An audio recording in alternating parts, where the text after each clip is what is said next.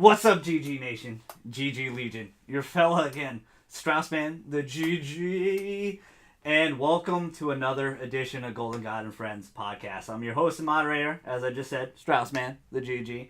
And we brought Chad on for a regular podcast today. He wanted to talk about some things, so it'll be a little bit... Talk about a lot of things. We'll be talking about quite a few different things. It won't be your normal Golden God and Friends podcast, but it'll be fun. It'll be fun. It'll be really fun. It's going to be all over the place. Normally, I normally have an outline. Normally I have an outline and everything, but we don't today.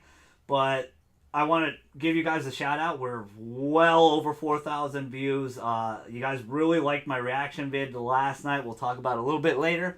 But today... Turtle hype. Definitely turtle hype. But welcome back, Chad. Thank you for coming back on, brother. Thanks for having me again. Thanks for inviting me over to talk some crap with you. That's pretty much why I'm here. I was like, we're gonna put anime time to the side for a couple days. Yeah, just take a break from it a little bit. You know, we're still finishing up. I've been watching a lot of different animes, to be honest. But I've been catching up on a lot. But let's oh, dude. Before we continue, I don't think you know this because I just found out a couple days ago. Season 3 of Food Wars is happening already. Like, it's going on. Yeah. I was like, what? I wanted to text you immediately. Did you know that? I haven't been watching it yet. I didn't watch it yet. I didn't watch it yet. That is the one show I like to binge watch. Yeah, me too. I'm going to let it condense and then watch a bunch of it. I like to binge watch too. So we're going to start with Paris Games Week, our initial impressions, our thoughts. I know that was a couple weeks old, but the hype is pretty real. So what'd you think of that presentation, Chad? Last of Us gave me a reason to want to buy the game because I didn't finish the first one and I wasn't excited about finishing the first one. So it kind of made me want to go back, finish it. That way I'm hyped up and ready. I have the game. Oh, dude. Well, shame. For shame on It's you. just something I kind of got sick of playing. You know, after a while, it kind of got like repetitive. And I have problems too. You know, I have problems. I just moved on. Final Fantasy came out, and I started playing Final Fantasy 15, which is the reason why I bought a PlayStation to begin with. Because I was so hyped for Final Fantasy. Yeah. So that trailer was pretty damn. But brutal. yeah, the brutalness of that trailer, like just everyone's jumping reaction into something and not seeing Ellie or Joel. Like, actually seeing other characters, and maybe we're going to get a little into the Fireflies and everything else, and figure out a little more about it. Do you think the rumor's true that everyone thinks that's Ellie's mom? No, I don't think so. I don't think so. I don't know yet. I don't know if we got enough proof yet. I don't think so. I don't want it to be, but we'll see. That girl is ridiculously ripped. I just play him. Ridiculously ripped. Huge, bro. Yeah, my God. Like, when they lifted her shirt and put the knife, you could see like her ripped like 8-pack. She stood up and then held that hammer while the clickers are running towards them. She's bigger than me. She's jacked. As you guys, if you guys know me, I'm not a big graphics whore. I'm more of a story-driven guy. But man, the graphics are insane on Last of Us. Just so when she was being dragged and you're looking up into the trees, and just the torchlight. Like passing, like wow, so beautiful. Goodness. Very dark scene, but very beautiful at the same time, which is kind of sickening, and I like that. Like that was really incredible. Big highlight for me. I know a lot of people. It's where I'm from, and I like to rep my city. Oh, of course. Thetroit Become Human looks incredible. I don't want any more trailers. Seriously, I just want to play it. I don't think watch it more. I think this was their home run. Yeah, it was their Europe trailer, this was their trailer that they were going to show off a lot, and I think getting away from the two androids we had seen before, which seemed more main story. Are you a pleasure model?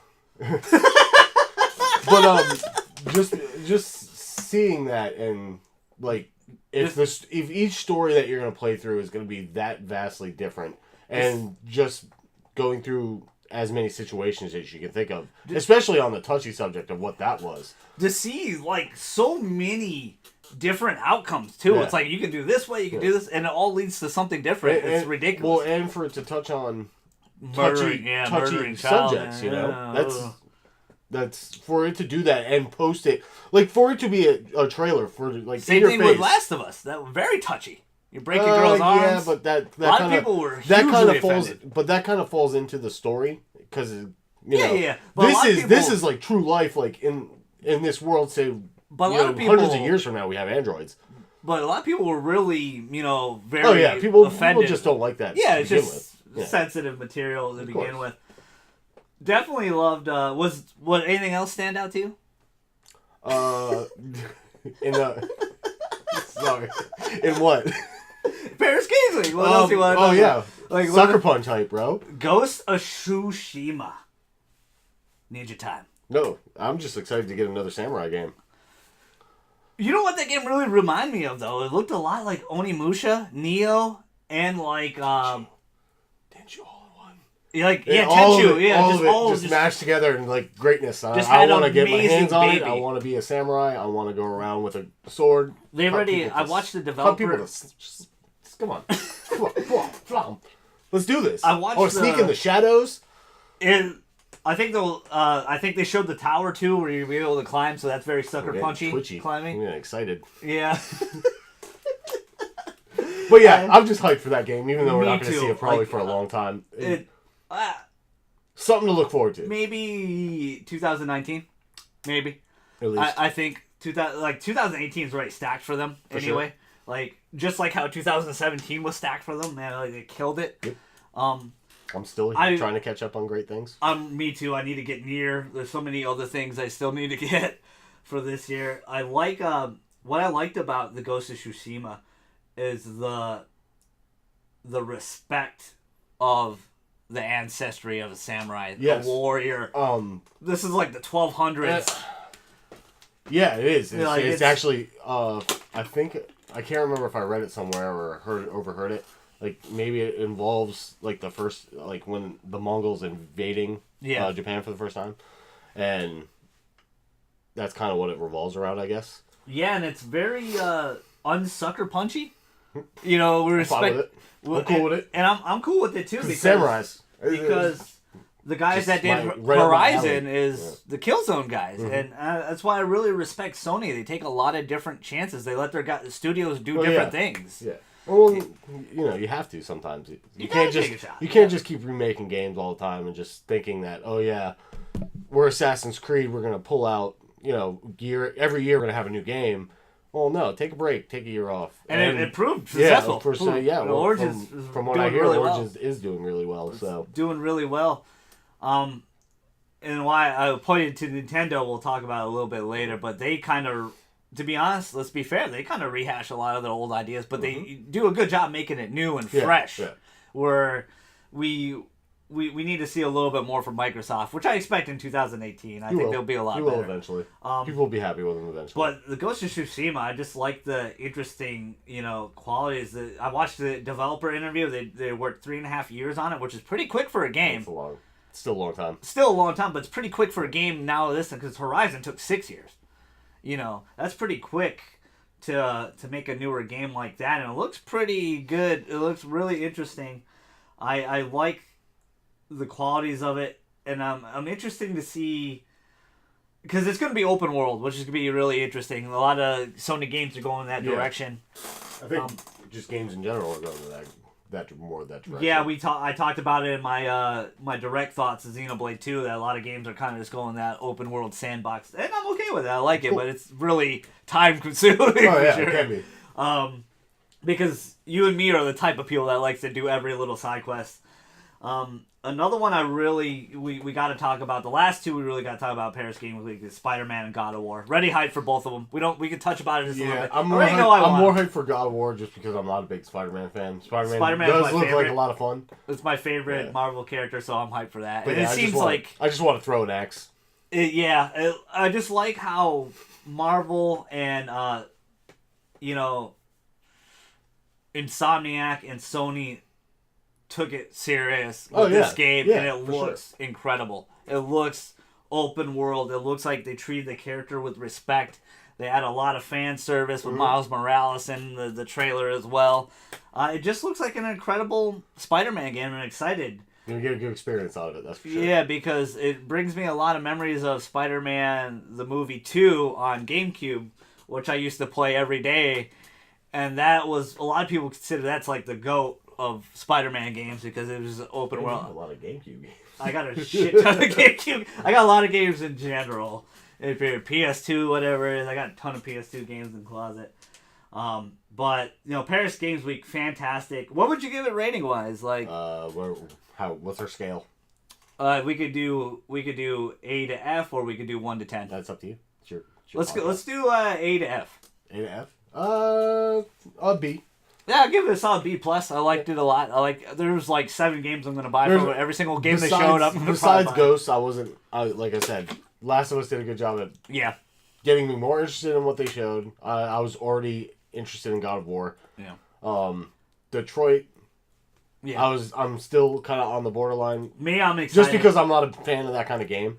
I'll probably do a stream of Detroit, have chat on, let him make some stupid decisions. Of course, I would make some stupid decisions too. They'll be like, oh, there's a banana peel on the ground in the middle of it. I'm slipping on the banana peel. If it's an option, I'm gonna slip. Or I'm gonna shoot, like the guy's hanging on the balcony. I'm shooting the dude. I really like those games, and I like how the director really talked positively about the city and how much he had fun making it. I mean, it looks really good too. Like the game itself looks really good. You know, with the bad history of Detroit, but it's going in the right direction now. A lot better, anyway. Don't talk smack about your city, bro. I love my city, bro, but I'm just being honest. But I'm very excited that it ignited the flames of passion. Levi's ready. Ugh, the golden god with the golden rod, right? That's what I used to always say. Wow. So segue into Fighter Pack 3 reveal, big time TBS reveal. I had to turn the TV off, put the phone down, wait till they uploaded it to do my reaction. You guys seem to love my reaction. But what'd you think of Fighter Pack 3? Wow. Ninja Turtles was my childhood. It was all our childhood. And everyone that knows me, Turtles in Time is my favorite game of all time. Just to be able to take the Turtles and fight Batman or Superman or anybody else. Well, they did a comic of Batman and the Ninja Turtles, right? I had no idea. Yeah, they did, yeah. No clue. Because a lot of people seem very upset that the Ninja Turtles are in. I'm very stoked. Because they're not technically DC superheroes? No, I just think a lot of people... Neither is Raiden. I think a lot of people had a lot of expectations for Spawn and Rorschach and a few others. Who cares about those characters? Spawn, yeah, I get it. Spawn, I want. Just because Spawn... We've wanted something good from Spawn ever since the movie. Yeah. Well, they're doing a new movie, so you figured they would, But we haven't seen it. We don't have it. So we've been waiting for something good from Spawn since the movie. We're never going to get it. I strongly believe there's a Fighter Pack 4. It's going to happen. There's enough want for it. Yes. Well, it's just it makes Ninja Turtles. Sense. Yeah, because I don't care about Enchantress. I don't care about the other one either. I actually think the modern take of Enchantress, they gave her kind of her classic look mixed with the modern look. Was she wearing like a hoodie? Sorta, and she looks a lot better than she did in the DCU movie, which I think they should still put that costume in because people still like that costume.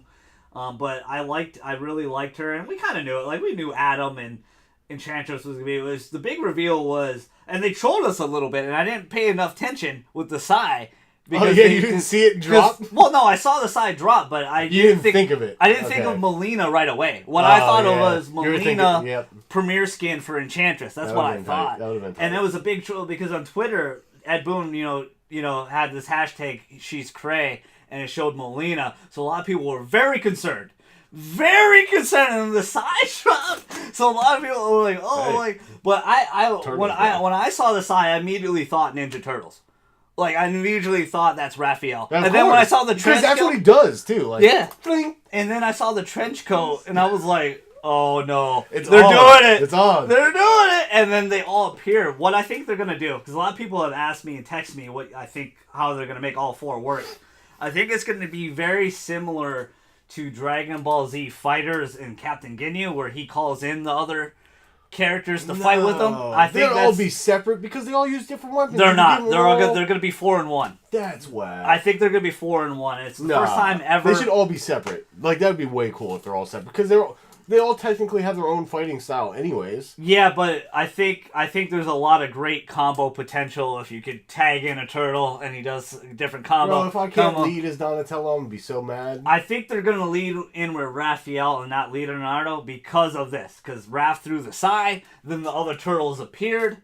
So I think that's how you're going to do it. Maybe they'll give you the choice, but I don't think so. I didn't even think about that, and you just got me so concerned about this now. It's going to happen. They're not going to be separate characters. They're going to be 4 in 1. Even if you watch the trailer, what does Leonardo specifically say? We fight as a team, Mikey. Yeah, but he always says that. I know, but I know that's not normal Leonardo. Oh, hey, we're going to fight as a team, Turtles in Time. That's legit. They're going to fight as a team.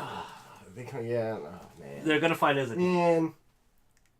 Probably, I'm sorry to bring it down, buddy. It's all right. I'm actually excited about it. I think the it's potential, still cool. Yeah, the combo potential is insane. How about you just give us a straight up good Ninja Turtle game? The thing is with Ninja Turtles though, it's like you figured like no one saw it coming because of the armor system. And like how are they gonna have? But they'll make the gear system look good on them, like they always do. If you don't like how Enchantress looks, you can make her look a lot better. Could you imagine a turtle with shredder pads? A lot of people are saying Shredder's going to be an Mk11 now because that'd be tight. That'd be sick. That'd be tight. That'd be sick, but I don't know if they would like. He like fits in that universe. Too, yeah, but the interesting part. You get Splinter and like, Shredder. Like you guys got to understand. I know a lot. You can't please everybody, but. No, you can't. The Ninja Turtles were comic book characters first and foremost before they became really popular as movie and cartoon and stuff like that. Video games that we played in childhood. And no offense, but if you don't like the Ninja Turtles and you're like for really like disappointed just to see them in the game and not somebody else, like get over yourself, man. Ninja Turtles are awesome. You know how many like kids are probably excited about playing this now just because there's Ninja Turtles in it? The hype is real. I don't want to make it seem like I was super disappointed in my reveal. Like, when you guys saw my reaction yesterday, I was just really blown away. It was just out of left field, which just was not expected. Your reaction was pretty crazy. Yeah, a lot of people really liked what? it. I could not believe it. I was really in shock. And if anyone really knows me, like I said in the video, Turtles in Time, to this day, is my favorite game of all time. My favorite Super Nintendo game. It's just my favorite game of all time in general. Everyone always asks me that question when I used to work at said place, and I always go, Teenage Mutant Ninja Turtles 4 or Turtles in Time. That's my favorite game. I love it so much. I wish it was on here. Licensing issue, understand. Bro. It's back when beat 'em ups were king, but that was a great reveal. Great marketing on NetherRealm. Great marketing at TBS. We had to stay almost till the end to watch the whole damn thing, but amazing fighters. These kids were incredible, and it was an amazing reveal. But stay tuned. Keep your hopes alive, because Fighter Pack 4, I think, is a realistic possibility. So don't give up on, Constantine, Rorschach, and Spawn. I think it's all still a possibility. Spawn's the only one that holds weight to Ninja Turtles, man. Yeah, but the thing is, the reason why I bring that up, because all the Twitter polls, Spawn won, and then Rorschach won. Was like a huge...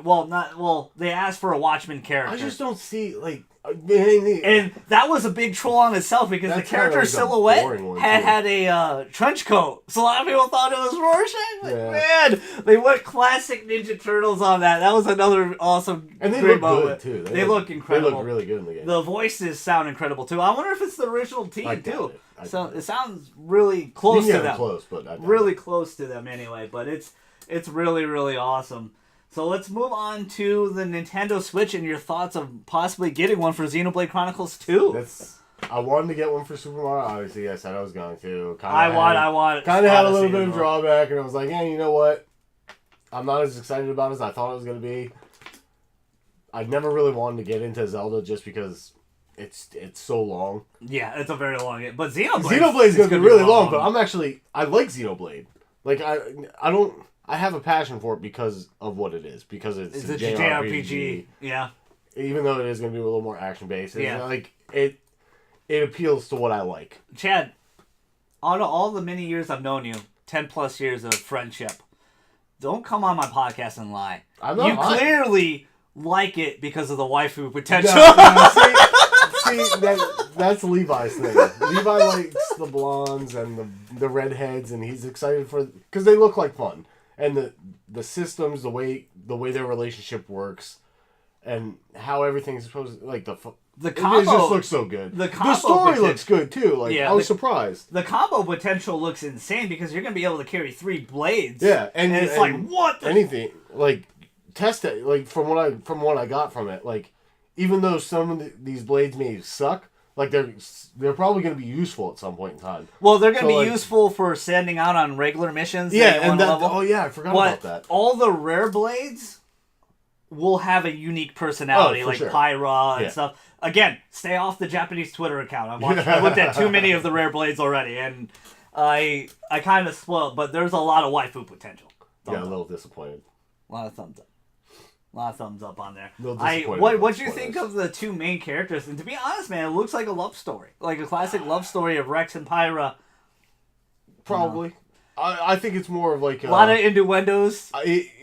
When he's like grabbing her chest. Like that's kind of how the games like this go. Yeah, like, this is the thing. And this hurts me to hear people say this. It's too anime. It's never too anime. I understand, like, it's not everybody's cup of tea, but, like... Yeah. Don't knock it on that. Yeah. Like, if you like cartoons, even at some point in time, like, understand it's a different art style here than what they use over there, but anime doesn't come just in one form, you know? It comes in so many different levels of it, and this kind of, like, just like Persona. Yeah. You know, it's different. They're not the same. I wouldn't compare Persona's art style to Xenoblade's art style. Yeah. They're not the same. But, like, that's a great point, because I got so many people into Persona 5, Persona 4 that don't like anime but love that game. So, don't knock it. Don't knock it for the look. Like, enjoy it for what it is. Just experience the characters. Yeah, it is a game, and... Not saying this is going to be better than Persona. No, I doubt it. But it's going to be really good. I'm excited to play it. I think people could get excited about a game like Persona more than just what it looks like and how it performs. Yeah. But the story in Persona was very just incredible, engaging. Yeah. And plus, it makes you want to keep playing and keep coming back to finish everything.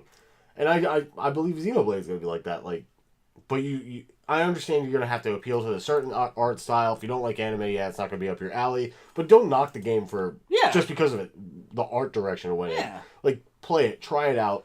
Are you a little disappointed about this news, though, that you won't be able to change costumes? No, I'm not mad about it.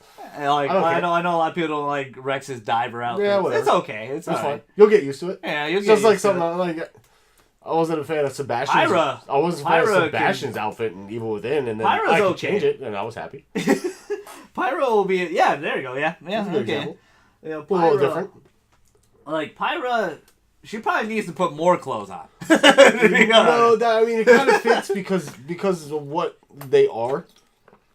Well, you got to think of you're thinking blade as a term, as a weapon in this game, and it's not. And it's not. No. They're like people. These people are their talents or their ability is to be a blade, and these people, their talents, their abilities is to be a driver. Yeah. And just so happens you need to be a driver. You need a blade, and I'm shocked nobody's really made that connection, but a lot of similarities to this game of Tales of Zestiria, where the main character Sori here can only see magical beings, and he becomes a special being. I forgot what they exactly call it, and he goes out around this world and collects these other magical beings. Very reminiscent of the blades in here, because those are the magical beings that Rex is. I've played a Tales game a long time.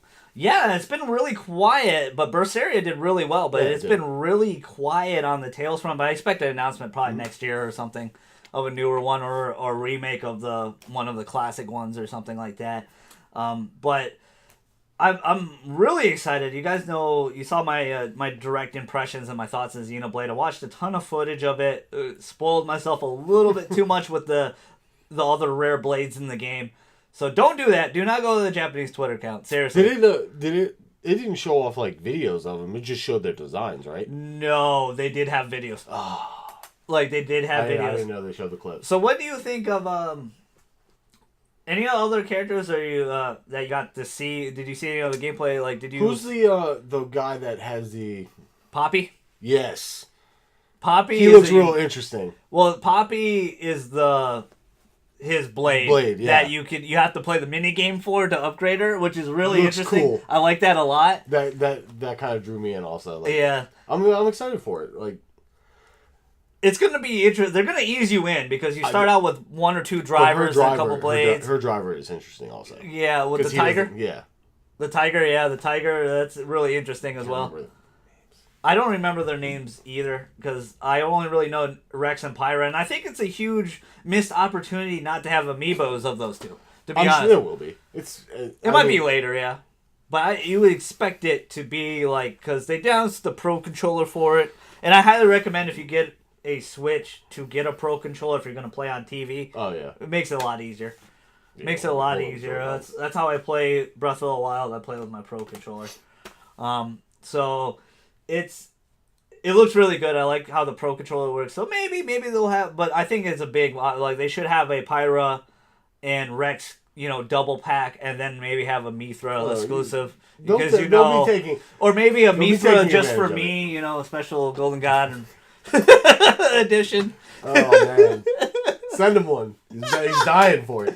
If anybody does artwork or anything else and wants to draw something for Eli, because Levi loves the waifus. Waifu him up, send him some stuff. My waifu's right here, my ninja waifus. My ninja waifus, man, they're the best. And they have weird colored eyes. Bright. Very bright. Well, yellow eyes is kind of freaky. The snake-like yellow eyes is a little... You might have jaundice there. You might have to get checked out. But oh man. But with the story, let's explain a little bit more of Xenoblade Chronicles too. If I didn't do a good enough job explaining, this world you live on Titans' backs, these giant beings, which is insane. It's kind of weird to think about. Yeah, but you're gonna be able to travel to other Titans. Ones, yep. Yeah, like other big worlds. This game looks absolutely massive. Could get really lost. I think easily you can dump in probably 200 hours. I was going to say Chronicles took like 200 something hours, I think. X or Chronicles 1? No, the 1. One, yeah, easy.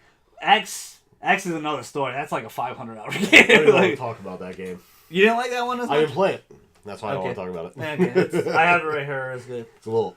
It falls into that zone where I wasn't doing much. Well, I think they're going to do... I think this is what they're going to do. They're going to do a Chronicles... 3 eventually, but it's going to be Xenoblade X2, then Chronicles 3, Xenoblade. They stumbled on a gold mine. They need to take care of this series. True. And I think they are. But I don't, at the same time, I don't think they want to deviate from what the original was. No, that's why they went back with Chronicles 2 here. It's more of a grounded story, not as open world. It's still open world, but not as much as X, which is okay. I'm actually excited about it. More excited about it. And the fact that they finished this game, because they announced this game like a year and a half ago, and then it's done. What do you think of the expansion pass? I'm not against it. Kind of seems to me like, but it seems to me like all video games are going to be doing this. Yeah, but remember, Nintendo was very against this, but it looks like they changed their tune ever since Breath of the Wild. They started doing more. I mean, obviously sold, yeah. But think about that. You're going to buy the game and get the pass, and you're going to get a year's worth of content after the game, which is already a year's worth of content. Mm-hmm. That's the way I see it. Well, you're going to get content throughout the year. That's what I'm saying. You're going to get content throughout the year, future content in the past, which you're already getting a full year's worth of content when you get the game. Yeah. That's the difference between games with Zelda or this. The Fire season pass doesn't really matter. Where something like COD does a season pass, you need it because you need maps, or you need whatever else comes out with it. I don't want it to be something that's forced upon you. If it's something you want and it's going to benefit you down the road, or I've invested X amount of hours into this game, don't lie, Chad. I want to finish it. I'm excited for it. Of course, I'm going to buy it, but I'm talking about other people who don't really support the extra content or whatever, the microtransactions or anything else in games that they try to make extra money on. Yeah. It's a big thing in our reality. It's all about games. yourself. Understandably, it's just like mobile games. If you have time to waste and the money to kill, microtransactions are your thing. It's a beautiful thing. It's a beautiful system. If you can afford it. If you can't wait that 1 hour in Dragonvale, you pay that $20. Someone who wants to get invested, but in a game like Xenoblade, where you're gonna invest so many hours into it anyways. To invest $30 for, however long the expansion's going to be to a game that's already 200 hours long, it's going to be really interesting. I like how you can't how excited I am. You can't complain when the expansion passes or the season passes or the DLC if it's actually worth the price for the content you are getting, it's worth it. Yeah. But do you think I think like something like Destiny, how they're coming out with their Osiris thing, what, 2.5, 3 months after their game just launched? There's nothing to do in your game already where you have to release an expansion pack or whatever they're calling it right now? It's an interesting side of marketing. It's a very smart side of marketing, I don't think it's smart. I think it's horrible. Well, I think it's... It keeps people like me pros and cons games. to everything. It keeps people like me from playing games like Destiny or Call of Duty. Like, I'm not going to buy your game for $60 and then every 2 months drop another $20 to $40 on it. That's bullshit. It kind of is, but a lot of people, No, like I said, if you can afford it and it's your thing, and that's what you enjoy, you only play Call of Duty, fine, go right ahead. That was the point I was going to make. There's people, that's why games like that have such big communities, because they stick around forever and people love them. Like, where you and me are it's just not my thing. Very diverse in our game. We like playing a lot of different type of games and new experiences. Trust me. You look at my grouping of PlayStation games that I bought. I've got everything from Uncharted, Last of Us, Final Fantasy, Kingdom Hearts, Horizon, Persona. Like, the games are all over the place. There's not a consistency. Maybe mine a little more extreme than others, but mine's way more condensed than yours is. Jesus, mine's a year old. Yours is like 6 years old. Yeah. But it's a really smart point. I like how you touched on a lot of those points. And anything else you're really excited to dive into this game, or are you just excited just to be in this world? I'm just excited Xenoblade's coming out now. Well, are you seriously... It's just like Monster Hunter. I'm excited we get a Monster Hunter on a console. That's another game I'm looking forward to a lot in January. Like, tough choices, Chad. You got the Switch is the Switch. The fact that I'm going to be able to take Xenoblade with me wherever I want to go and play it whenever I want. Yeah, it was awesome. Is kind of the reason why I want to do it. Is because, oh my god, instead of playing a mobile game, I can whip out my Switch and play Xenoblade for 20, 30 minutes while I'm... Yeah, and it's portable enough. I mean, it's a good size. It's not ridiculous. People carry around laptops and crap. You can carry around your Switch. Yeah, so it's really good. I'm very hyped, stoked for the game. Can't wait to dive in Rex and Pyra's adventure, their love affair. Just getting games here in the States that are a little different. Not just different, but that aren't first-person shooters. Yeah. Well, the thing is, we talked about this already with Persona, and it's times are changing. Yeah.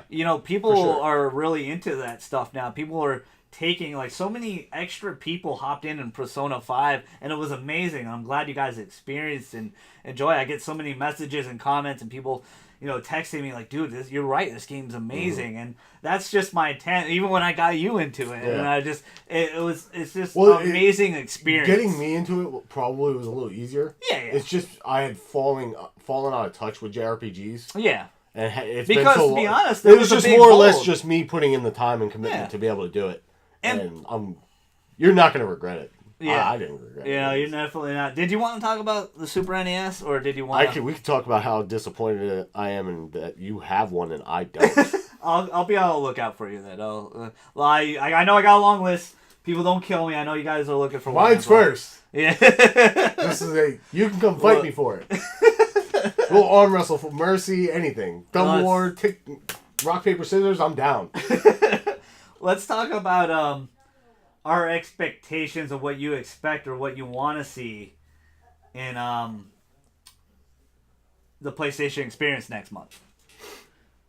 Because Paris Games Week laid out an amazing blueprint. So what do you expect to see? What surprises are in your gut, in your heart right now that you want to see? I think that's a smart opportunity. I think that would be a good choice to reveal. Like, that game will be out. Release date. Give it to me. It is going to be... Give me the release date. It's going to be out 2018, they said. That's what I'm saying. Give me a release date. That's all I want.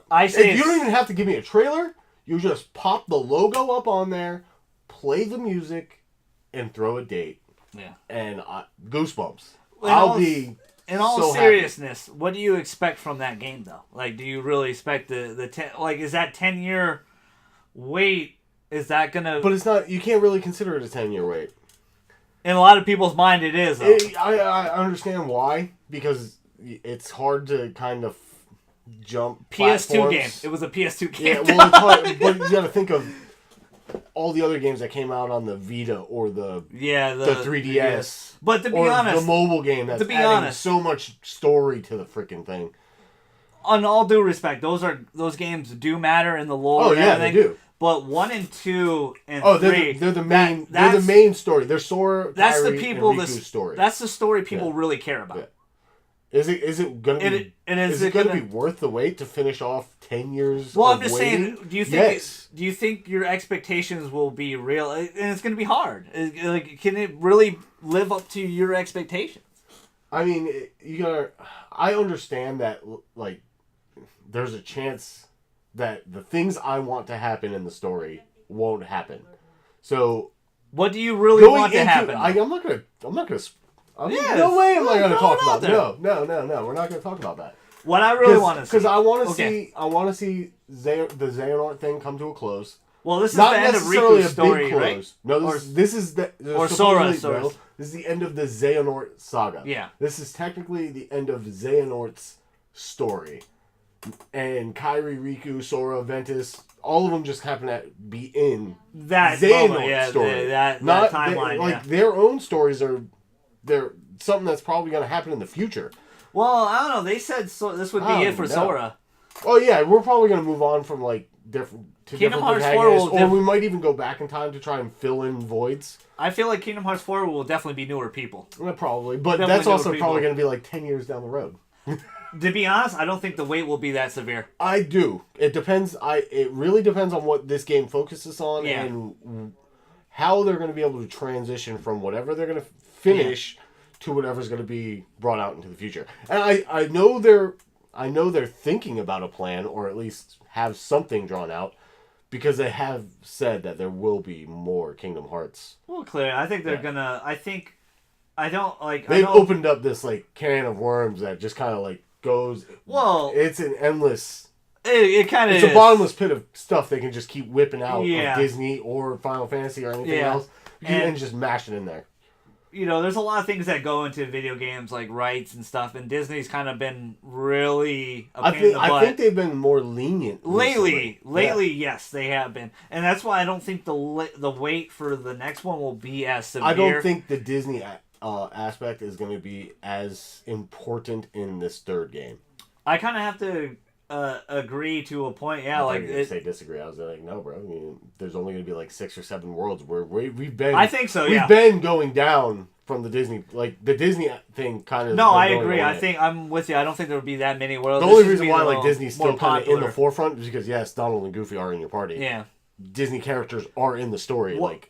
What I really want to see from this game is a really coherent story, and I really want to also play as Kairi. Let me have that moment. For sure. Let me have that moment. You will. Give her a Keyblade. Let me have a moment. It'd be crazy if they didn't. I don't think it's going to be like Birth by Sleep, to where they kind of go through separate stories. And how you follow the story and kind of switch over from Ventus. To be honest, I got a feeling it might be though. You're fine. You're good. I got a feeling I don't think it's going to be that. But it'll be smaller segments. It'll be you'd be Kairi for a little bit.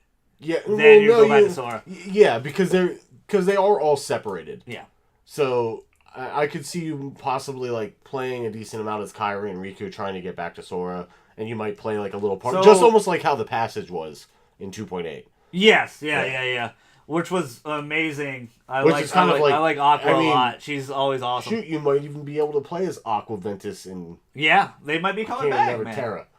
You might be able to play as them in this game too. Who knows? But maybe you can control Mickey for fun. I have no idea. They should let you play as Mickey. You'll probably if but it'd be Final Boss fight or something. It'll probably be Kairi and Sora, and I doubt it'd be another person after that. Probably. I don't think you'll be able to play as Riku just because he's kind of been cemented as his own thing in the story, and Kairi's kind of. And he's technically the master, Keyblade Master, where Sora's not. He failed his test per se. So it'll be interesting to see. I really think we're gonna see Final Fantasy VII Episode 0 or 1 or whatever the other one called. I don't think you'll get the. I don't think people are going to get the release date they want. I think they're going to get another trailer for it. I think we'll finally get a trailer. I think we'll get a newer build of the game, newer trailer. You're going to get the trailer, you're going to get more of what the gameplay is like, and then you're going to get the release date, probably E3. Yeah, and I think that's going to be there like Shadow of Colossus. Like, how do you feel about it being like 3 games or, episodes? They're calling it episodes, but it's not episodes. More than 3. It's not episodes, though. I don't think. It's going to be more than 3, I think. Like, the thing is, Final Fantasy VII is so ridiculously big. There's a lot. No way. And from what I understand, they're going to be adding in newer stuff. A lot of the things that happen in like Advent Children. Yeah. And what's the other one? Dirge of Cerberus. Well, the thing is also this game, like the first game, is going to have you're going to be able to explore Midgar a lot more. In the first game, I mean, in Final Fantasy VII, the original. You're in Midgar for like 30 minutes. Bro. You're on PlayStation. Yeah, you're in Midgar for a lot longer than 30 minutes. A lot longer than 30 minutes. You know what? You're right. You're a little bit longer. The first third of the game is in Midgar. But then you break out, and a quarter of the game. The game's a lot longer than it's a lot. It's way longer than that. It's been a lot. It's been years since I've touched Final Fantasy VII. It still holds up today, in my opinion. Sure. Like it's still incredible. I'm excited to see this. 8 and 9 are still but what are is there any other expectations you have? Like, how do you really feel about the, like, I don't want to call it episodes because it's not episodes in my head. Because it's not how I really feel about it. I'm not disappointed about it because I think this is going to give them the opportunity to put all the details and all the things they want into each portion of the game. Yeah. Instead of it taking 30 years for them to make it, they're going to take 2 years to make this episode, and then 2 years later you'll get another episode. Yeah. Like, they could do that for the next 10, 15 years, and I'd be perfectly happy with spending $40, $50, $60 on each episode. Because the replayability on it is probably going to be pretty high. Yeah. Just kind of thinking about it. I want you guys to think about it more like this. Because this is what I really feel like it's going to be. It's going to be... You had to walk across my face. I'm sorry, buddy. It's gonna be. Okay. It's gonna be like it's gonna be each own game. You're gonna have a shit ton of things to do. There's a lot of things you're gonna be able to do. It's not gonna be like a Telltale game, and a lot of people have that impression. It's not gonna be that. It's gonna be a full game where you're gonna be able to run around Midgar for a long time, do a bajillion side quests, probably put a good 60 hours in. You're probably gonna be able to put more than that. And because think of it as like you're gonna have to take Final Fantasy VII and chop it into chunks. Yeah. So you do everything up to, say, even the bombing mission. Let's just say that the end of the bombing mission, and like 5-10 minutes after that, is the end of episode 1. Just that should be a perfect end. Just that part. If they made that a little longer, like the entrance sequence and everything else, and then getting to know all the characters, like that alone can take months to finish. Yes. Depending on how much you want to level or what the level up system may be, there's a lot of questions about it still. Yeah. And like how it's actually going to work. Is it going to be more of like a grind to where you have to level things up, or is it going to be like running around to where you have to find items to make your Buster Sword or whatever? Yeah. That's a really valid point. Because you don't really know what it's going to be. I don't think they're going to completely stray from 7 though. I think you're going to be able to level up experience wise.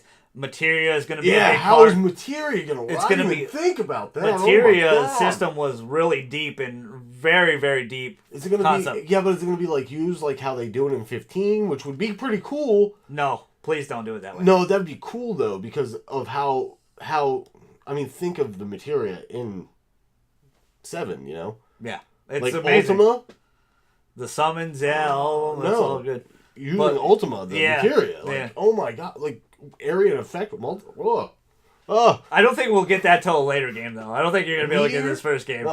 Like the first game, they're not gonna give you Ultima. That'd be insane. Oh no, yeah, it'd be a different episode, but like you like even getting a fire Materia like early on and just having it be like in a small area of effect. Yeah, then you can combine it and make it a bigger area, and it's really good. I love the system. That's gonna be so cool. I love that system today, and it's gonna be. I think it's gonna be really good. Another surprise in my gut. I think it's gonna happen. I think it's about time we see it, and it's the Resident Evil 2 remake. I think we're finally gonna get some hint of it or some look of it. They've been working on it for a long time. It would be such an odd time to drop it. but I think they're gonna have some surprises though. I think that'd be a nice surprise. Because what? Seven's a little over a year and a half old now. No. Wrong. Seven came out March this year. Yeah, I thought it was or February. I'm an idiot. February. Don't listen to me then. Shit. I think it was February. I thought it came out last year. No, but like the complete edition's about to come out for that in December, I think. Yeah, because the DLC dropped not too long ago. Yeah, with Chris, which he's back. Fan favorite, bro. But I heard that game did really well. There's one person you bring back, it's going to be Chris. That game did really well. It sold really well. We know the remake exists. They talked about it. Mm-hmm. They were very proud to have the YouTube video like, yeah, we're doing it. We're finally doing our dream. It's definitely my first survival horror game. And it's my favorite. Like, 2 and 3 is my favorite. The thing, what I think they're going to do with RE2, I don't think RE2 is going to just be a full-blown remake of RE2. I think it's going to have parts of 3 in it. Because 3 takes around the same time with Jill. So that's why I think it's taking a little bit longer, because that's a bigger surprise. If I spoiled it, please don't take down my channel. Right. Please don't take down my channel. Capcom. Kick him. Capcom, please. Capcom will definitely, they would. They would bang over our heads and eat, gotta eat. But that game did really well. First-person experience of Resident Evil 7, especially when you play it with some Astros. Really incredible game. Very scary. Brought horror back in a good way. Sold well. Sold over like 5 million. Mm-hmm. Around 5 million. That's very impressive for a video game. People dying for a good Resident Evil experience, you know? I want to try it out in VR and see if I puke. Because of the motion sickness thing. Honestly, I would never do VR. It's like watching a 3D movie. It gives me a headache. I can't keep up with it. I want to try it out because I heard it's such a different experience with Resident Evil 7. I'm sure it is. I'm sure it's frightening. Yeah, frightening as hell, I bet. Ugh. But I think it's time to see it. They're going to have some surprises because all the surprises were in Paris Games Week. They're going to bring some surprises here. So what else do you expect? Like, surprise-wise? Throw it out there. Just something throw out... random, man. Just throw something what you really want to see, because there's still a lot of studios working on stuff that we don't know. I think we'll see more of, what is that, Days Gone? I think we'll see more of that here, because it wasn't at Paris Games Week. True. I think we'll see a little bit more. That game actually kind of had me excited during E3. I like that game. I know some people are not excited for that game, but I'm excited. Was that given a release date? Or no? Not yet. So maybe we will get one here. That'd be pretty cool. Like, I think people were just kind of sick of like Last of Us seeing the same thing. With, like, the zombie games. Because, didn't they do a thing for another one during E3? I can't remember the name of it, though. It was, like, a smaller one. Like, it's a zombie-based game, but it's not like Days Gone. I can't remember the name of it. Days Gone is another I know some people have the zombie fatigue, but it's another take on a zombie where it's not really a zombie. They're supposed to be living creatures. Yeah. In Last of Us, the zombies were fungus that ate your brain and ate your face away. I kind of think their image of, like... Because it doesn't seem like it's going to be, like, a zombie. It's going to be, like, hordes. Yes, it's a block. They're almost think of it as, like, the Flood in Halo. Yeah, that's a very good way to put it. Like, you walk around the corner and all of a sudden there's a massive horde there. And you don't want to startle it. Another thing a lot of people miss out on because they think it's Last of Us 2.0 in a lot of ways is that this game is open world. You're going to be able to ride your bike anywhere and go around. So it's gonna be interesting. So if that does come out in 2018, that'd be a stacked year for Sony. Did you see the comparison of Last of Us and Evil Within that I kind of made? The last time we talked about it when I gave you the game? How I kind of remember how I told you? Yes, like, it kind of takes from that. Evil Within 2 feels like the same kind of game. Yes, I agree. Especially at some points. Especially at the point I'm at right now with the church and everything. It's very Last of Us. Yeah. Very open, segmented. You can walk around, do some things. It's like the same. It felt like the same kind of game when you got to the open world. I definitely agree with that. It wasn't like really open world, but it was like it was like a decent area you could walk in. It was almost like a COD map. Yeah, kind of like Uncharted, where it's like Uncharted 4, where it's bigger. Like it's but big. Those seem bigger. Yeah, you know? But you could still roam around a little. Yeah, it's still kind of taking you on a path, but you can roam a little bit, a little bit.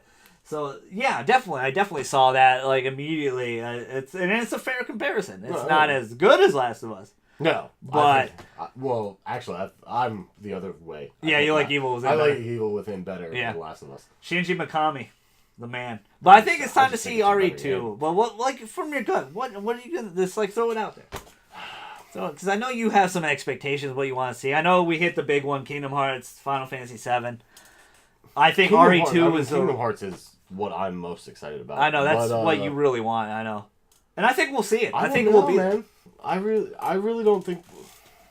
There's got to be some other stuff cooking up for sure. They got a ton of studios. Because I haven't even been thinking about. This year's so stacked already. Yeah, what I would like for there to be, because literally, like, my quench for video games has been. I've gotten it. Yeah. Like, I had the itch. It was a little over a year ago, literally, when I bought my PlayStation. Like, I really wanted to get back into video games. And it just happened to be a perfect time because I knew Final Fantasy was coming out. I knew Mass Effect wasn't too much after that, even though Mass Effect. Well, didn't you buy it at the same time as Final Fantasy? I bought it to play Final Fantasy. Well, I mean, did you buy it at the same time or? No, I think I bought it the week before or week. Yeah, it hasn't even been a year. Yeah, literally, it's the end of November would be. Yeah, you're right. I didn't even think about that. When 15, yeah. When 15 came out. That was the reason why I bought it. It was definitely a week or two before 15 came out. Yep. Because I finished Uncharted you were ready, before 15. I remember you sent that message to me. Which was cool. I mean, I'm so happy I bought it because of course I bought the bundle, and then I got Uncharted and Last of Us in it. I have the and that's how I played it. Yeah. So yeah, like there's nothing else you wanted to see. Jumping from Final Fantasy to I know those are the big ones for sure. To Mass Effect, to playing Kingdom Hearts Chapter 2.8 prologue, to figuring out where Persona was going. You played Persona. To getting into Persona, to hopping into Horizon, to getting Evil scared Within. shitless out of from Evil Within. Like, Evil Within, yeah. You've had and a even really right fun now, year. like I downloaded Fortnite. I'm playing Battle Royale. I'm having a blast. Like, yeah, that game's very, very fun. Very, very fun. And what am I supposed to make time for? Because I'm so hyped for Monster Hunter. I want Monster Hunter. I want it in my hands. I want to be able to play it with you and anybody else who wants to get it. We're gonna kill a lot of monsters. I'm excited because it's first of all, it's brought me back together with people I haven't seen in a long time, hung out with in a long time. I'm making new friends. Like, I forgot how awesome video games were. That's the thing a lot of people don't touch upon about video games. The community. It's not like we're just we're family and we get to know each other. Understandably, there's toxic people out there. There's people that there's some a-holes for sure. But like even playing Fortnite, but not everybody is. I'm playing Fortnite Battlefield. Not every person you run into is a nice person. Some people are jerks. Some people are some people squad kill you. Whatever. Yeah. But I've met like 5 or 6 people that are pretty cool. Like I've enjoyed my time playing with them. Medicated from Australia, medicated from Canada, medicated that lives up in Cleveland. Like there's a whole bunch of different people I'm having fun with, and I'm enjoying myself. That's the fun part about video games. You just experience. But like you said, there's a yin to yang. There's a bad side of it too. But give me more things to have fun with my friends. Yeah, that's what I want. You know what we need to do one year, Chad? Seriousness is we need to go to PlayStation Experience. We should go to E3 or something. Yeah, we got to do something. We got to step up from MegaCon. Bro. The Golden God and Friends crew needs to. We need to travel a little bit. We got to step up from MegaCon. We do. We need to step up from MegaCon. But MegaCon's getting better and better. No, it is. It's getting bigger. It's very exciting. I'm excited to do that again. I want to go to Anime Expo. I wanted to go to Anime Expo. I wanted to go AFO for a while now. Yeah, we should do that too. Let's do it. Let's do it up. Because we missed out. You know what we missed out on? Getting our Persona 5 stuff signed. Mm-hmm. We missed out on that. So yes, we did. So we need to definitely step that up and go to AFO and go to some of these other cons and stuff. And hopefully our dream will become true and we'll have a panel one day. That'd be crazy. That'd be insane. I'd just be so thankful. So we're going to give you a big heads up right here because we're going to talk about sports. Yeah, we're about to talk about sports for like 15, 20 minutes. Thanks for watching the video. All right? If you have no interest in football, basketball, maybe even a little baseball, God, get out. Like, comment, and subscribe. I always appreciate Chad. He's the man. Hey, I don't know when he's posting this. Go Notre Dame. We're playing Miami tonight. Big matchup. Everybody should be watching that game. So... Let's rock right into sports. If anybody's left, the one person that stayed here. The one person that stayed to watch us. So let's dive right in. What do you want to talk about? We're talking about football first and how your Packers, your Packers. Your Get Lions, the hell out of here your right now. I'm a Lions Packer fan. are whooping up on the Packers because the Packers are completely horrible because Aaron Rodgers is gone. It's And they just cut Martellus Bennett. The Patriots just picked him back up because of his torn rotator cuff. They're trying to make Martellus look like he was the bad guy, and Martellus came right back out. I was really and shocked about it too. No, we're not. I was really shocked about that. Oh no! Before we talk about sports, and actually this kind of fits in with our conversation about sports. Did you see what? I don't know where I read this from, and I want to say it was on Bleacher Report. Did you see what EA said about sports games this week?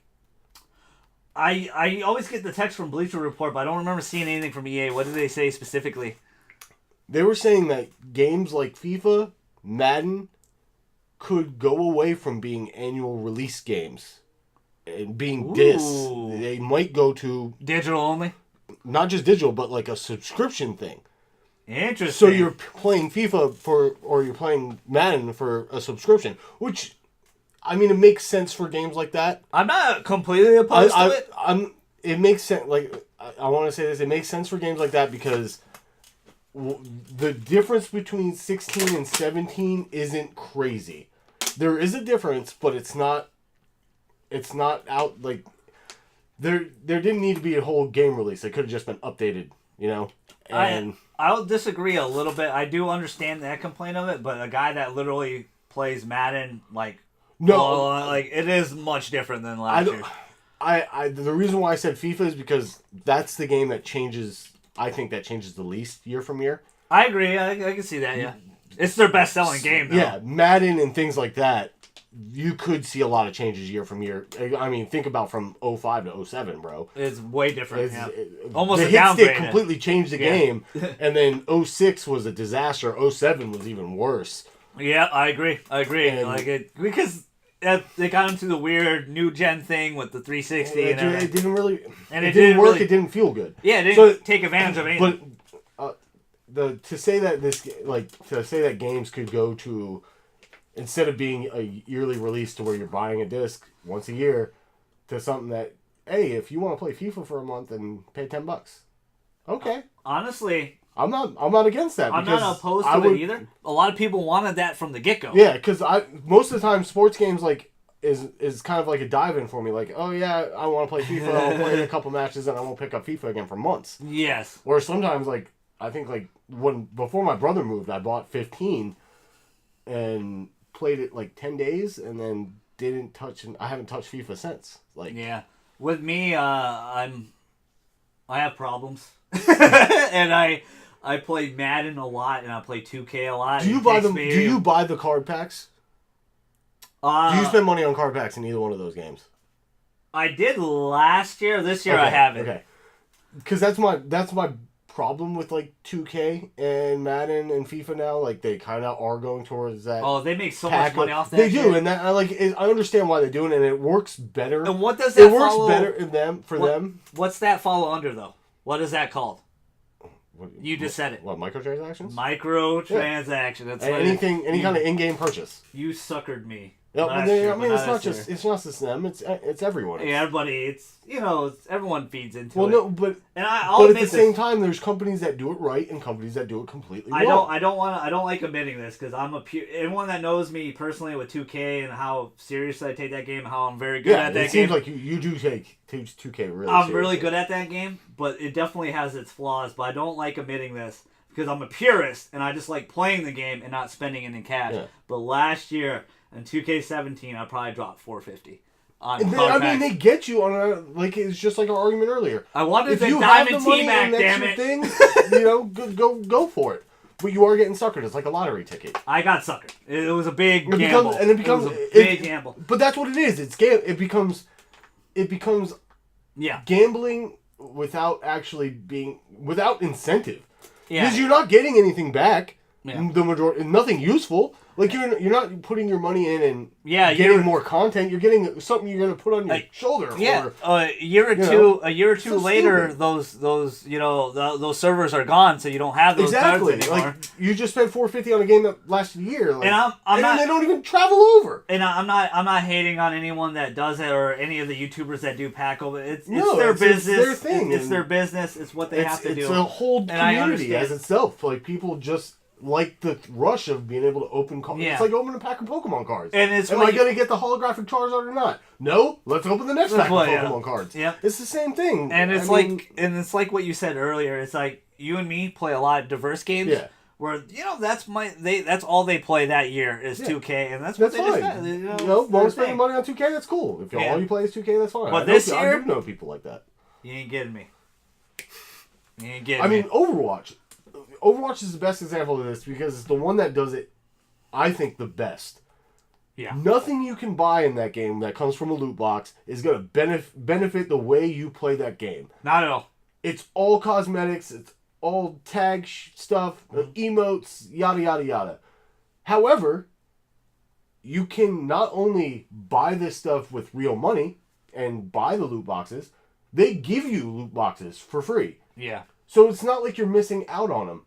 Like, if you have the money and you really want this one skin, yeah, you can go ahead and try and get it with real money. Yeah. That's your privilege, technically. They also give you the option where you have gold and you could just... Oh, yeah, I forgot you can buy them now. Yeah. Well, you can earn gold by just playing the game, and then you can just buy the... That's what I'm saying. I forgot you could do that. Which is really cool. You can just buy the skin you want, which is awesome. And it doesn't affect the game. What do you think of the new character? Oh, Moira? I forgot. We didn't talk about any of the Blizzard stuff. Yeah, BlizzCon stuff. Yeah, I guess we're not talking about sports then. Fake out. We will talk about sports at the end, but we faked you out a little bit. I'm excited. I'm excited about it because Orisa didn't make me jump back into the game, and I love Overwatch, by the way. And I jump back and forth. Like I said, I played the Halloween. Fortnite kind of got me suckered right now. Well, especially since it's free. Yeah, free to play. You can just play. It's download and play. It's taking up a little more of my time, but I feel like Overwatch to me right now is free because I bought it a year ago. You know? Yeah. Like they've made their $60 for me playing that game. Like I've got all the content I wanted out of that game. Yeah, I can play it. I could jump back into it, rock soldier, and probably get 30 kills in a game. But I'm probably no one else. I couldn't do that with anybody else. But Moira looks cool. She looks like one of those... I really like Zenyatta. But he's so hard to play. Yeah. And she looks like a mix of him. Yeah. I think she's kind of like the easier version of Zenyatta. She's going to be more offensive. She's going to be more that support that isn't just like Mercy, who's more meant to keep people alive but can attack. Yeah. I think she is going to be the perfect mix of both of them. She looks very powerful. My reaction, you guys really liked my reaction vid. It did really well. She can bounce things off walls. Yeah, she can too. It's really interesting. Cool. She seems like mixed. She's like a hybrid of like three people, like Ana and like Zenyatta and somebody. Like she's very offensive. She looks very cool. I'm excited. I need to know more about her. I want to play as her and get more of a feel of it. On PDR. Yeah, well, get a more feel of her.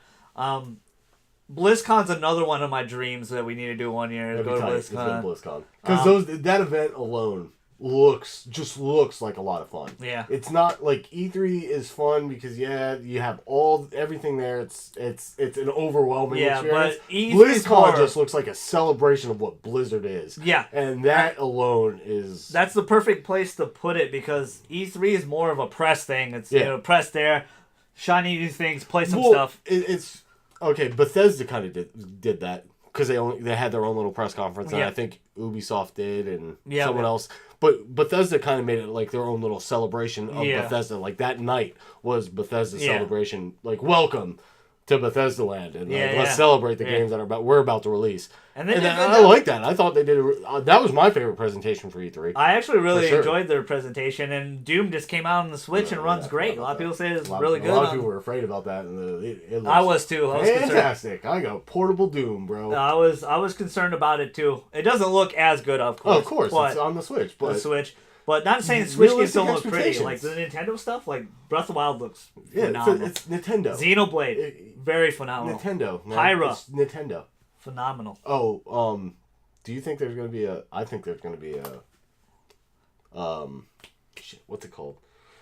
How do I lose my train of thought all of a sudden? Sometimes I do it too. I really think there's going to be a Smash Brothers announcement relatively soon. I really do. I really think there's going to be one. I think so too. The shocking thing is what we all thought in the community is all the Wii U games that, all the Wii U games we thought they were going to bring over to the Switch, and they didn't. No. They made all new ones, so I think there will be a newer Smash. Oh, and they figured out that the controller works. Yeah. With the Switch, which is nuts. Which is really cool. It's really dope. I mean, supposedly it was a complete accident, but still, like... I'm hoping, honestly... Coincidence? No, it's not. You hit the nail on the head. I think they're going to do a Smash. But I hope they bring most of that roster... Because they had Cloud. Yeah. I mean, Bayonetta, Cloud, the Dream Team. All of them. But I'm hoping for this game because I'm a sucker for Persona and Persona Studio. And... cute. And Tokyo Mirage Sessions, I loved it on the Wii U. I need to finish it. I have like 50 hours into it. Made by the Persona team. It's Fire Emblem and like Persona crossed together in a lot of ways, but they're like pop idols, which is funny. But it's really cool. It's anime, but it's a really fun game. Maybe I'll show you some gameplay because I really love that game. Because I've never even heard of that, and I'm kind of curious about it. The game's really, really good, really fantastic. This is it? It plays like Persona. It's made by the Persona team. That's exactly why I never heard about it. It's a Wii U game. It is. It's a Persona. Have you ever even opened this? Yeah, I did. I did open it. I don't think you opened it. Yeah, I did. It's a different type of Fire Emblem crossover, Shin Megami crossover than we thought, but I liked what they did. I hope they bring it over to the Switch, and I hope they do a sequel. And there's rumors that they are doing a sequel because they were casting for the Idol singers. Bro. Recently. You're tell me that's Mars right there. The thing how it is, that's Mars. That's Crom, actually. Oh well. But whatever. But that's the point. Yeah, they transform into their they combine with the spirit, and they kind of look like that Fire Emblem character. But that's pretty much all Fire Emblem in that. Yeah, it's really a Persona game, and almost like how you. Almost they have like social links where you level up, you hang out with people. It's like Persona's version of Fire Emblem. Yes, and it's beautiful. It's probably really well, yeah. Actually, the story of each character is probably told better. Yes, it's told really well, and it's for sure. I know Fire Emblem fans, were really shocked, and I was shocked too because it looked completely different than a traditional Fire Emblem crossover of Shin Megami Tensei, which you thought we were gonna see. But I liked it. I like what they did. No, I like what they did. I like what they did, but again, Nintendo, stop with this. They censored the hell out of this game. They're gonna and they need to stop. I don't think it's Nintendo's fault. No, it was. The Atlas team even said on Twitter, they're like, we really wanted to keep how it was. The traditional game was. Okay, but they had to tone it down in America. No, that's what I'm saying. Like, is it Nintendo's fault or Nintendo America's fault? There's a difference. If it's North America's fault for being just a bunch of sissies and North America, we have to make this game that's really fun more mature, so we're probably not going to get the sales on it because we are trying to push it more towards kids. Like, that's the problem here. Like, yeah, excuse me, these kids are playing Call of Duty and that's worse. The game didn't. Who cares about nudity and sexualization? Like, that means nothing nowadays because everything is sexualized. Yeah. The thing about it though, it didn't kill me. It didn't kill the vibe of the game. I really enjoyed the game. I just kind of had to accept it how it is. But if they do bring it back over to Switch, let it be an M-rated title. Yeah. Like that's all the Shin Megami games anyway. They're always Persona. They're always M-rated. No M-rated game does bad. And look at South Park. Yeah. Perfect example. But and that's just raunchy. That's probably the raunchiest game you could buy. Very underrated, appreciated game. Love it. I need to finish it. 50 hours in, right on the last level, so I'm almost done with it. Oh, Phone Destroyer came out not too long ago. The South Park mobile game. Did it? And it's kind of like almost like the same thing as their the console game, and literally right in it goes. This game has microtransactions. You can use these microtransactions to get the cars faster, but we highly recommend that you don't. It's thrown in your face like. You're gonna buy these. You should feel bad for buying it because you can just get it by playing. But we know you're gonna do it, so we're kind of like throwing it in your face. It's like It's like South Park just saying, "Hey, buy our shit." What do you think of this ancient game getting another? I've cursed more today than I think I have. On any of your episodes. Your passion shows on this episode. What do you think of this ancient game getting another expansion? Wow. World of Warcraft. Can we not only talk about how amazing that it's still going. And what looks like could be its final chapter if they wanted it to. I doubt it will be. I thought the last one would be but the final one. They could make this one the final expansion for it. But yeah, if you're a part of that fan base or community, congratulations, because you guys not only have made that game what it like really is and had it. The reason why it's still alive today and as popular as World of Warcraft is with so many people. It had the biggest community for a long time. For the longest you guys got these people to bring back original World of Warcraft servers. Yep. You got them to start thinking about, like, no, we're going to go back. Instead of making a different game, we're going to go back and rework the whole system to make it work so you can go back to level 1 and start the grind over again. Like, what? Like, that's insane. It is insane, but no. Stop it. No, don't stop it. It's good. It's wonderful. I want Warcraft 4. You get working on that right now. No, I want to okay, because I got to play World of Warcraft maybe once in my lifetime. I did too. I think played at one point in time, my computer was good enough to actually run WoW. Yeah, mine was. And, like, I was so mad at myself. Like, why don't you buy a gaming PC? Why don't you go... Like, no, I never did, because I always rather have a console. They were cheaper. Yeah, they were funner at the time. Yeah. But, man, I really want to go buy a gaming PC and play vanilla servers on WoW, man. That would be awesome. I had my fun in WoW. I had my the first 3 months I played it, and that was done. I knew I was never going to be... I'm not too big into MMOs. But I remember when it came out, like... It was a huge thing, yeah. It was almost like a second job for some people to go make WoW characters. Yes, it was, yeah. You know? And then there was the big Chinese farming and shit like, it got a little touchy. I mean, it is gonna... You open up the door, and... People will take advantage of it. Yeah, people are going to take advantage of it, which... It's smart, honestly. People do that on mobile games all the time, too. 2K, anything. A lot of cutting corners in every game, really. Call of Duty, honestly. But... Anything else you want to talk about BlizzCon? I just want to hear your thoughts. Hearthstone expansion looks really cool. Like I don't want to hate on you guys. Hearthstone, wow, guys, keep it up. Keep Hearthstone is probably the best free-to-play mobile game. I think I would agree with that. Like it's definitely the most popular. It's a really good card game, and they just made it very replayable. So when that expansion comes out, the Catacombs or Kobolds and Catacombs, like. It's something to look into, especially if you just like card games. Yeah. It's a real good one. As you guys know, and a lot of our friends of the channel. Let's get to the real big news. Tell everybody that StarCraft is free. Yeah, the StarCraft is free! StarCraft 2 went free to play. So you can StarCraft is free, but you can just download it right now. It's really fun. I'm a big fan of RTS still. Anyone knows the channel? I still play Warcraft 3 to this day. I was actually playing it last night. That's tight. I love That's why I want a Warcraft 4 someday. I'm a huge fan of Blizzard. I love Age of Empires. As you know, and Blizzard always takes care of their games. They got Overwatch, Diablo 3. That's why WoW is still around. Wow, it's like they do not slack off. They're one of the best studios ever, gaming companies ever. I kind of was a little disappointed we didn't see it in Diablo, which was a little weird. Well, they just showed, they just had the Necromancer pack just came out. Check out my gameplay vid of that. Shameless plug. That seems like it was a long time ago, even though it wasn't. No, it was like 3 months ago. Yeah, like 3 months ago. That's true. I didn't think D4, but still, just to kind of throw it out there, people. D4 will happen though. I think it will happen. Oh, for sure. Or they'll do another expansion for this. But I think D4 will happen. What's the other game that's like that? Pillars of Exile or something like that. I don't know that. There's like 2 other games that are real popular that are just like Diablo. And I think you're right. I think you're definitely right. And it's I don't know what that game is because I'm more Blizzard purist. But I think there's a market for that game. There's always going to be the Diablo fans.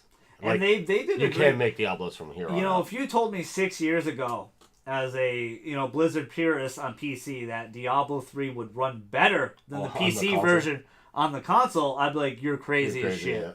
But they did it. But they did fix the PC version. They did, of course, fix that.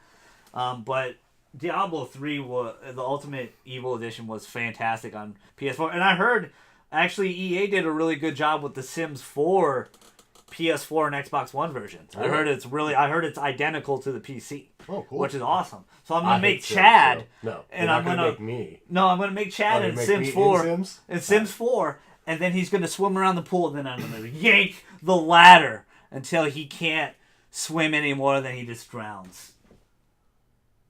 How deep is this ledge of the pool?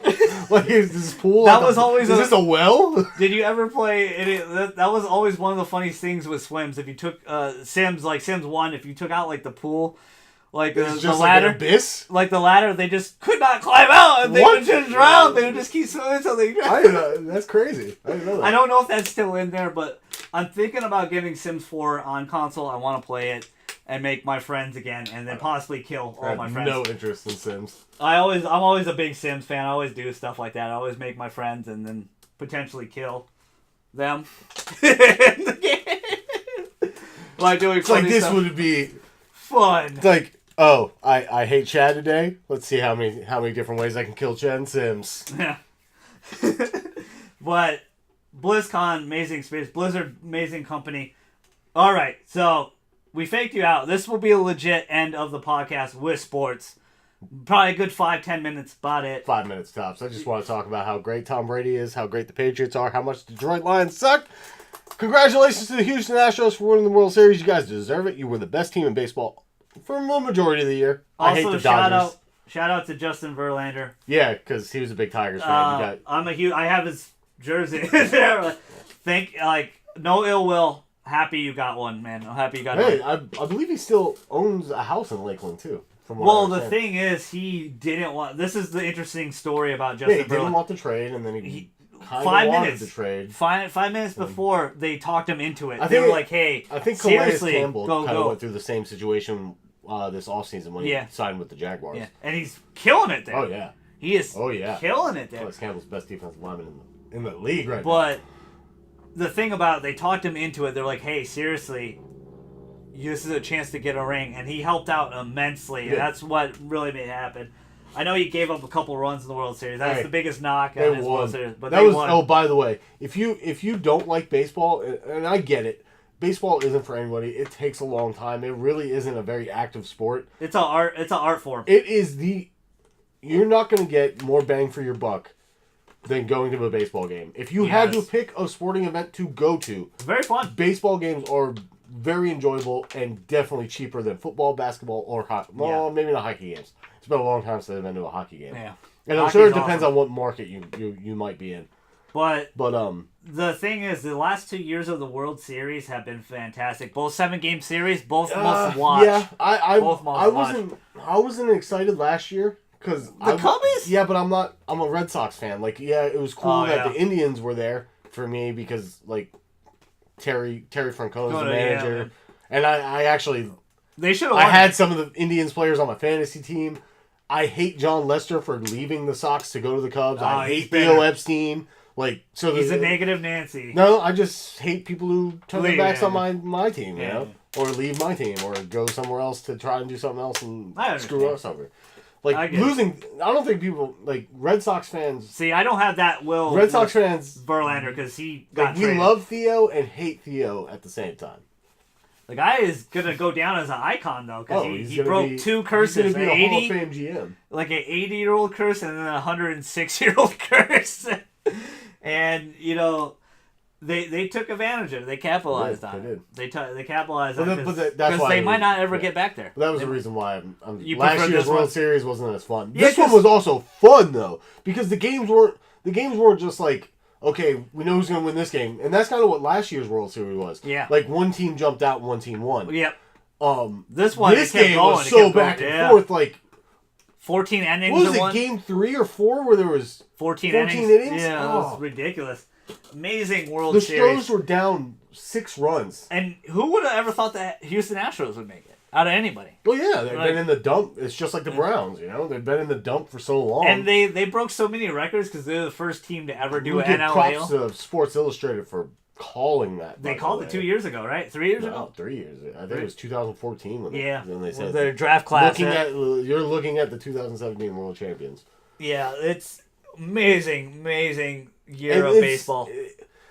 it was cool to see, even though my team was in the dumpster. A small market team like the Astros not only not sell at the trade deadline, but go out and pick up a big name, spend money, and get better and make the push. And it benefits baseball when the small market teams can do that. Yeah. That's what you really want. That's what the NBA really has gone to, is all the small market teams. It would have been being able to keep their players. It would have been a more popular World Series if it was Dodgers-Yankees. Oh, yeah.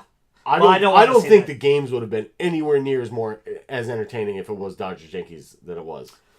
There's no way you could have made it better. No way. No, I wanted the Stros to do it. I almost skipped work twice to go to watch the games. The games were incredible. I didn't want to leave because the games were so exciting. Oh my God, that was an amazing World Series. Very fantastic. The Pistons are 8-3. Or 9-3. 9-3. The Celtics 11-1. 11-1, bro. Only lost that one game to the Cavs. And have come back numerous games. We're getting whooped by the Thunder. We were getting destroyed last night, too. Yeah. It was like 13, 14 points in the third quarter we were down by at the end of the you were down by almost 20. So maybe it was 17 points. Yeah, it was almost 20 points, and you guys came back. You guys were playing a lot of heart. Was that with or without Kyrie? Because I didn't watch the game. Kyrie got injured in the first 2 minutes of the game. Holy shit. That's why you were getting murked so bad, and then you guys pulled that amazing run because they got a little too lackluster. I'll be honest. I'm not a big basketball fan. If there's a sport I want to watch the least, it's basketball. Just because super teams make me angry. Yeah, me too. I wasn't a. But they're not winning that. A lot of super teams are not winning. It doesn't matter because they're going to be winning when it matters. The beginning of the year doesn't matter for basketball. I agree. After January, then basketball kicks into high gear. I agree. Yeah, midway point for sure. Yeah, no, a little bit before that. Right before the midway point, 2 weeks before the All-Star. That's when basketball starts really getting a high gear. When the games really matter. They really start making a difference. Yeah. I agree with that. The same thing with baseball. Yeah. The first 2 months of baseball barely matter. Yeah. You just don't want to fall back too far to the point where you're completely out of it. And honestly, with the second wild card, you're almost never out of it now. With baseball, yes. Yeah, with baseball, the second wild card, you got to get big. And shot. I like those 1-game playoffs. And how many times have that team made it? Almost 90% of the time, they have made it to the World Series. Pretty much. Yeah, it's been insane.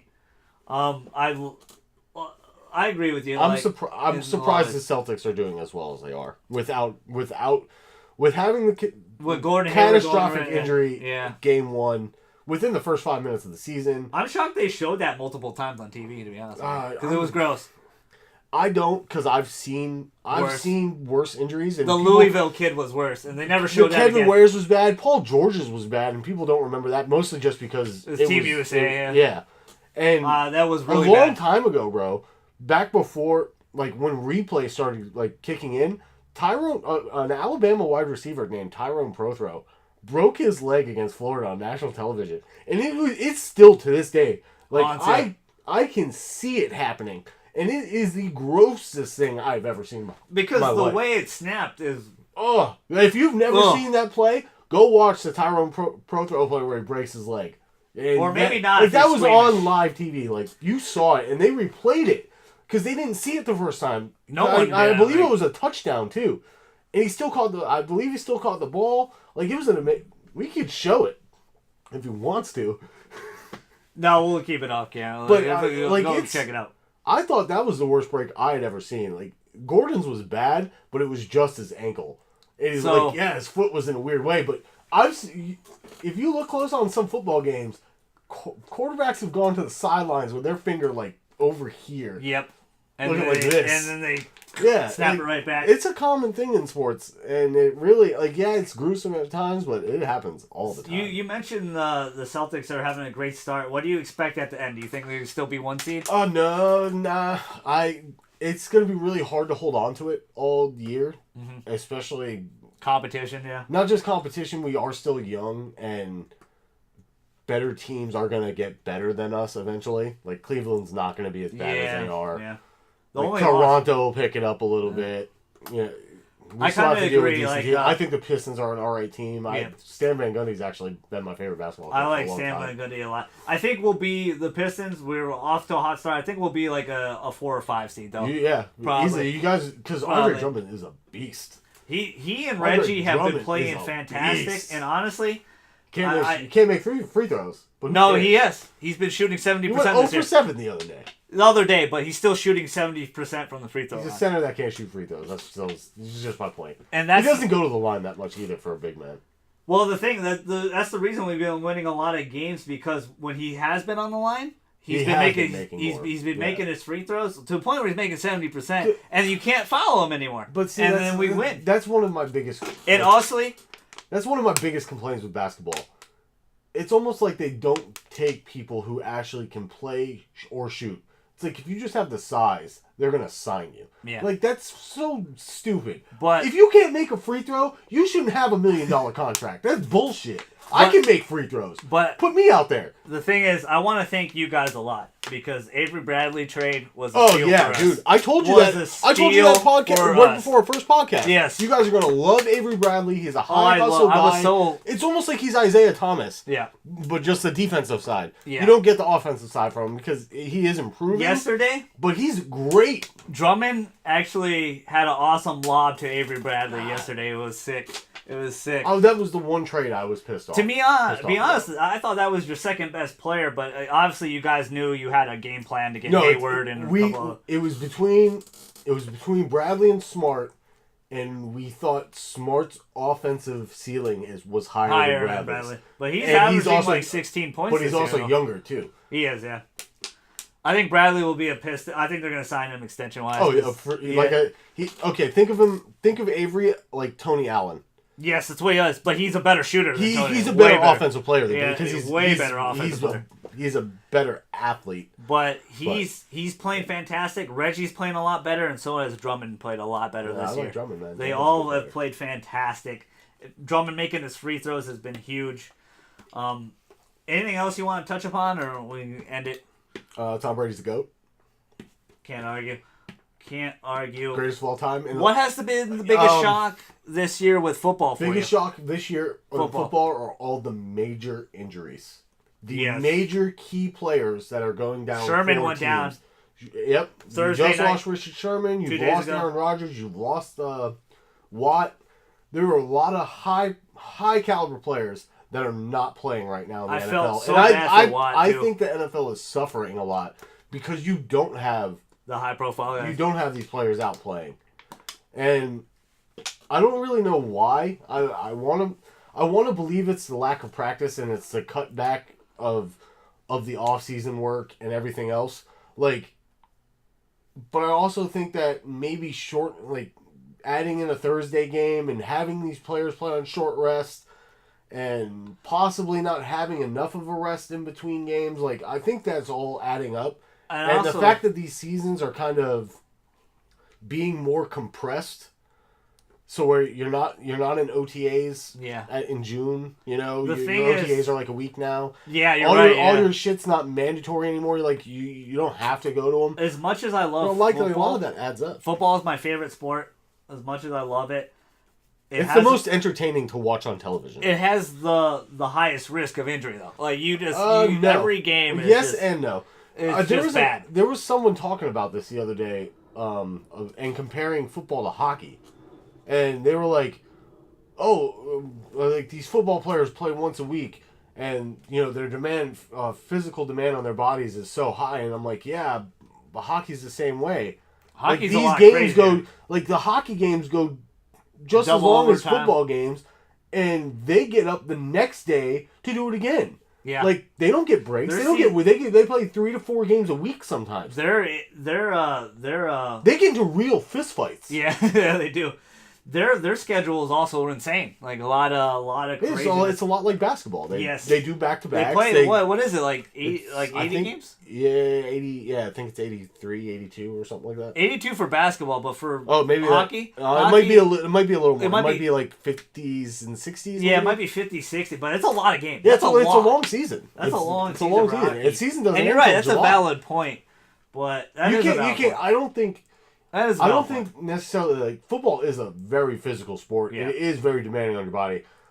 But you can't sit here and say that hockey players don't put in work. Oh, they day do. After day after day. Absolutely. Hockey is brutal. The most out of all the four major sports, the most underrated is hockey by far. For They sure. usually always have the best playoffs. It doesn't make sense because hockey's funner to watch than baseball, but it's always behind on the ratings. Yeah, it is. Which makes no sense, and I think it's because a lot of, especially where we live too, though. Like we live, yes. Especially where Tampa Bay Lightning is actually pretty good. They're actually really the good. Lightning are really good. The Panthers are actually pretty good The too. Florida Panthers are usually like the Detroit Lions of hockey. No, they're better than that. Actually. But now they're getting better. But now they're getting really good. They're getting really good.